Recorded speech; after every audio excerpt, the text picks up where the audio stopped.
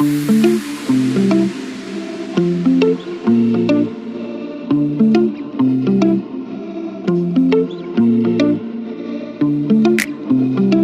everyone، عاملين ايه؟ يا رب تكونوا بخير وكويسين.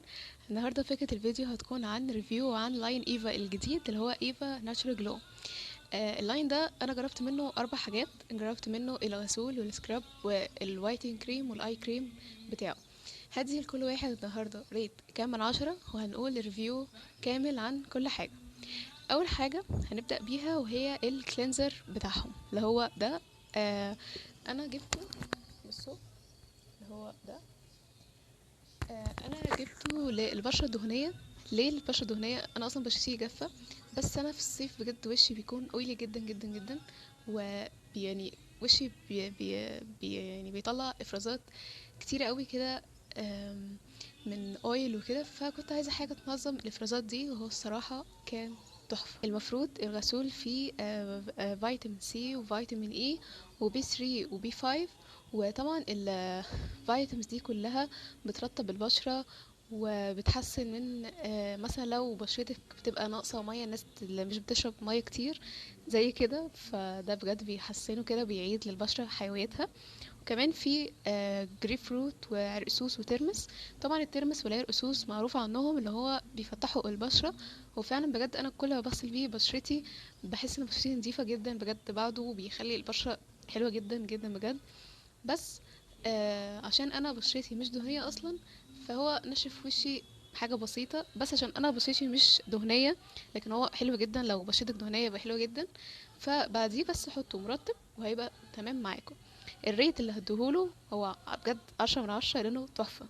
طيب تاني حاجه بقى هنتكلم عنها وهي السكراب بتاعهم اللي هو ده.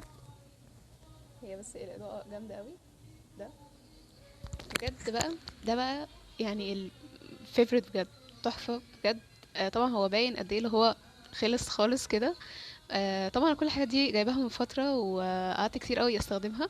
فهو بجد ده تحفة تحفة تحفة بجد يا جماعة. بيشيل الجلد الميت كله بجد. بتبصوا بتسيبوه كده ينشف خالص خالص على بشرتكم. اولا تحطوه على بشرة مندية وتسيبوه ينشف بقى، يعني مثلا تقعدوا بيه من 10 دقايق لربع ساعة ينشف خالص كأنه كده مش موجود. بعد كده بقى تقعدوا انتوا تفركوا وشكوا بالراحة، بجد هيطلع الجلد الميت كله كله بجد تحفة. انا حبيته جدا، فعلا فتح لي بشرتي وخلى بشرتي بجد نضيفة وشكلها جميل. فالريت برضو اللي هديهوله 10 من 10. طيب تالت حاجة بقى جربتها وهي الوايتنج كريم اللي هو دي كريم بتاعها برضو ناتشورال جلو. ده اهو. ده بقى يعني عندي عليه ملاحظات الصراحة. ده الحاجة الوحيدة اللي عندي عليها ملاحظات. هو أولا في اس بي اف 30%. ده تمام. ايه بقى الملاحظات اللي عليه؟ اللي هو بجد أول ما بحطه على وشي بيدي وشي جلو فظيع بقى، اللي هو هتحسه حاطه على وشي زيت كده. يعني المفروض ان احنا ننزل بيه عشان هو في اس بي اف 30 طبعا عليه السان بلوك. طبعا يعني ده ما يمنعش اللي هو لازم سان بلوك، بس هو نسبة صغيرة جدا. بس يعني المفروض احنا ننزل بيه. بس طبعا انا من اول ما جبته ما نزلتش بيه خالص من كتر ما هو بجد بيحس ان انا على وشي آه، زيت كده. احس ان انا بجد وشي اويلي جدا جدا. طيب زي ما قلنا بالنسبة للتفتيح بتاعه، هو يعني تفتيحه مش قوي قوي الصراحة. يعني مثلا هو اولا بيرطب وشي حلو، يعني هو ترطيبه حلو، لان فيه برضو نفس المكونات بتاعت الغسول والسكراب. في فيتامين سي وفيتامين اي وبي 3 وبي 5 وترمس ورقسوس وكل الحاجات دي طبعا بترطب البشرة.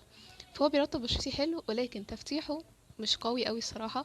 يعني ادي الكريم ده ريت يعني اخره كده معايا 6 من 10، لان هو تفتيحه مش قوي قوي. يعني مثلا كريم ستارفل بتاع التفتيح كان تحفة بجد في التفتيح، لكن ده مش قوي قوي في التفتيح الصراحة. في احسن منه كتير.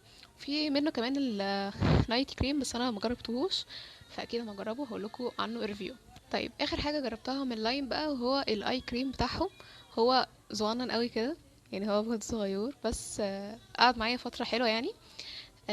بصوا بقى يعني ده انا كنت صراحة مش مقتنعة بان في مثلا كريم للعين يشيل الهالات تماما، وده الصح. يعني هو مفيش كريم بيشيل الهالات تماما، مفيش حاجه تشيل الهالات تماما خالص كده. بس يعني الهالات دي بتبقى يعني نتيجه لمثلا قله نوم، لشرب كافيين كتير، لمثلا قلق، توتر بقى، وزعل والكلام ده. فهو يعني مش مثلا الكريم ده بس اللي هيبقى الحل. طبعا مع مساعدة نومنا والكافيين وكده فهيساعد. بس الريفيو عن الكريم هو الصراحة حلو. اديله كام من 10؟ 8 من 10. ليه بقى ال2 من 10 دي اللي ناقصة؟ عشان هو يعني مفتحش الهالات قوي طبعا، بس هو حلو، رطب تحت عيني كويس جدا، وحاسه بفرق زي ما قلنا. يعني هو مفتحش تحت عيني تماما، رطب كويس، وخلى الشكل تحت عيني احسن بكتير بكتير من الاول. فده زي ما قلنا هنديله ريت 8 من 10. طيب من ضمن بقى ال4 حاجات دي، مثلا ايه اللي انا ممكن اجيبه تاني؟ كله، كل حاجة ممكن اجيبها تاني من ال4 حاجات دول، ما عدا الصراحة الكريم بتاعه الصراحة، عشان هو ما عجبنيش قوي. زي ما قلنا، اللي هو انا بحبش احط حاجة على وشي وتدي اويل كده على وشي كتير، وكاني حاطة حاجات غريبة على وشي، فهو ده اللي ما عجبنيش فيه. يعني أنا الصراحة بحطه في البيت، بس ما نزلش بيه زي ما قلت لكم. بس يعني وده كان الريفيو عن ال4 حاجات اللي جبتهم. جربتهم من فترة زي ما قلت لكم، واسعارهم كمان حلوة جدا جدا بجد. ممكن هتلاقيهم على الويب سايت بتاعت ايفا، او من اي صيدلية، اي مكان ممكن تجيبوه. اسعارهم كويسة جدا جدا. وبكده يكون الريفيو بتاع الفيديو خلص، واتمنى انتوا يكون الريفيو عجبكم واستفدتوا منه. وان شاء الله في فيديوهات كتير قوي جايه ان شاء الله. وخلاص يعني الفيديو جاي ان شاء الله هيكون احنا دخلنا الكليات خلاص، وكل سنه وانتم طيبين بمناسبه الدراسه. ان شاء الله يكون سنه حلوه علينا كلنا. وكمان اللي عايز اي سؤال هسيب لكم لينك الاكونت انستجرام في اول كومنت. فاللي عايز اي سؤال يدخل يقول لي، وانا هرد على طول. واشوفكم في فيديو جاي.